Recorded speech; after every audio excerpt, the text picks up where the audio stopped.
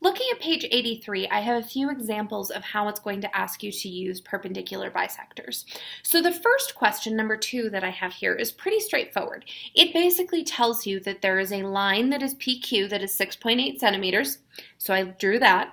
And then there's a perpendicular bisector. So you can see that this line is my perpendicular bisector. I use these little funky stylistic X's, which show that it is a bisector. So that's kind of the way that when you're looking at it, you can go, okay, I know that either side of these is going to be equal, which means each side is going to be 3.4 centimeters.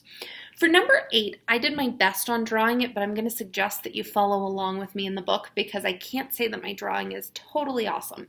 So it asks us to find the bisector for PQ, which is fairly easy. So I just found that line, figured out what would be about perpendicular and what was right about in the center. I used a general guess, and I showed that it was a bisector by using those stylistic X's. The second part of this, where you're looking for the bisector for PR, is a little more complicated.